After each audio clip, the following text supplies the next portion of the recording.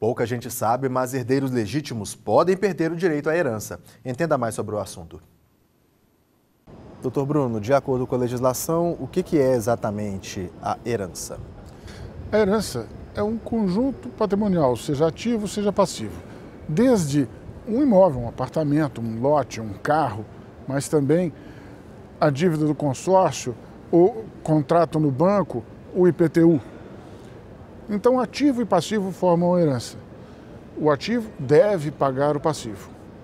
As dívidas privadas, né, se liquidadas com ativo, ótimo.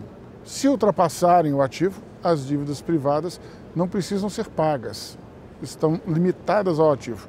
Mas se o herdeiro quiser, para limpar o nome de quem deixou a herança, pode pagar tudo. E quem pode ser considerado, de fato, como herdeiro? Existem classes de herdeiros. Tem uma classe que é chamada herdeiro necessário.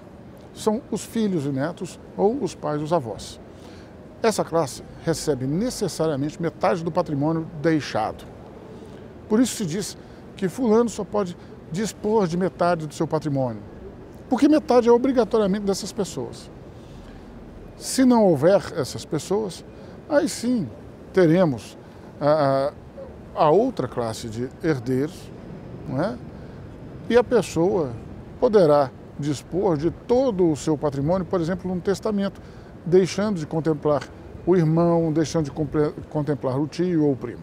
E quais situações estabelecidas por lei podem fazer com que o herdeiro não receba essa herança? São duas situações. A indignidade, que é de interesse público, e o caso mais evidente, vamos pegar um caso público, Suzane Richthofen matou os pais. Alguém aceitaria que o filho que matou os pais receba a herança? Não. Ora, nesse caso, essa pessoa é indigna de receber a herança. Há um interesse público aí, podemos dizer. Já no caso da deserdação? Já a deserdação é outro caso. A deserdação tem principalmente um interesse particular. Então, aquele que vai deixar a herança tem de deixar por escrito expressamente deserdo fulano de tal, né? Portanto, um herdeiro necessário, deserda o meu filho. Por quê?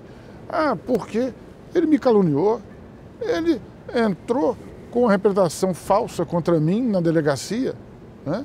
Esse fato deverá ser provado, mas ele tem que ser expresso no ato de deserdação. Um exemplo como esse de uma calúnia seria o único a ensejar uma deserdação ou existem outros também, como por exemplo uma relação incestuosa? Sim. Se um exemplo, você está citando, olha, um pai que casou em segundas núpcias, por exemplo, aí o filho do primeiro casamento manteve um relacionamento ilegítimo com a esposa do pai. Ora, isso é escandaloso, mas se o pai tiver conhecimento disso, pode alegar esse fato como suficiente à deserdação, mas esse fato, então, será consignado num testamento, coisa assim, e deverá ser provado por quem tiver interesse nisso.